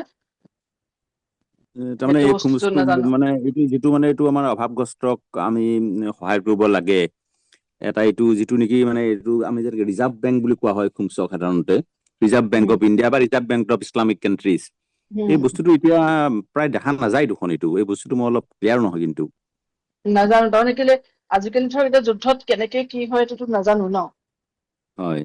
এই বস্তুটো, গতিকে এতিয়া তেওঁলোকৰ থাকিব পাৰে, মানে তথাপিও ইছলামিক আপুনি হেৰিত অলপ থাকিব পাৰে।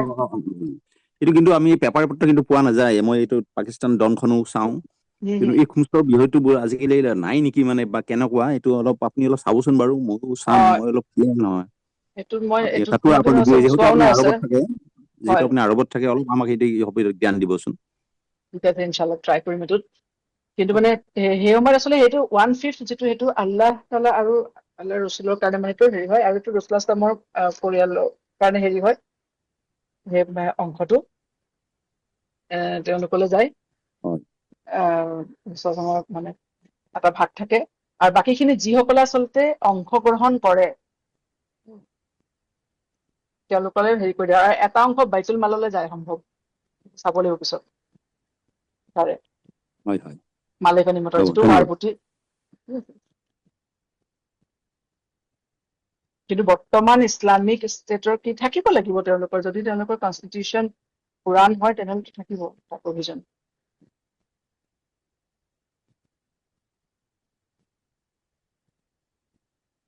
গতিকে ইয়াত আমি দেখা পাওঁ যিমানবোৰ ঘটনা ঘটিছে আচলতে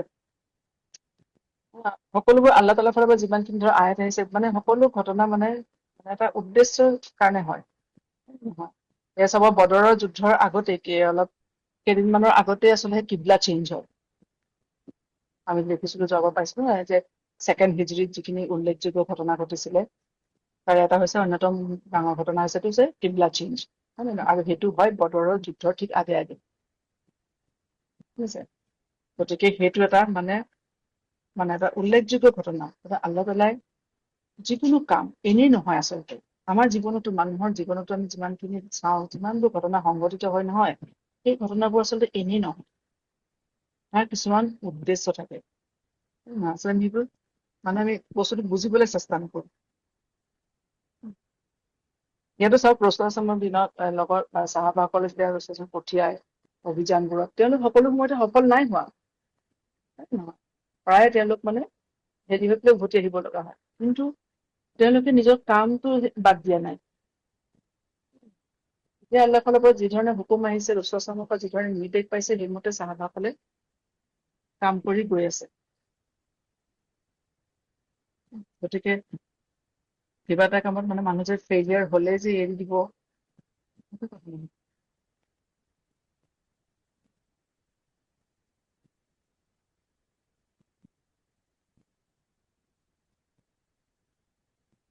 ঠিক আছে, গতিকে এইকেইটাই মেইন বস্তু। প্ৰথম এখন হৈছে যিখন ছফৱানৰ যিটো অভিযান, সেইটোক কোৱা হয় প্ৰি বদৰ, মানে সেইটো ছফৱানখন হৈছে বদৰৰ ওচৰ ঠাই। সেই যিটোখিনি মানে এগ্ৰেছৰ যিটো আছিলে, সি মানে মদিনাৰ যে আক্ৰমণ মানে খেতি বাতি লুট কৰিছিলে, লুটমাৰ কৰিছিলে, তাক ধৰিবৰ কাৰণে গৈছিলে, সেইখন প্ৰি বদৰ। তাৰপিছতে জুলকুছেইৰা যিটো সেই ঠাইডোখৰ মানে আবু চুফিয়ানৰ কাৰাবানটো হৈ যায়, সেইখনে মানে আচলতে বদৰৰ যুদ্ধৰ সূত্ৰপাত বুলি কোৱা হয়।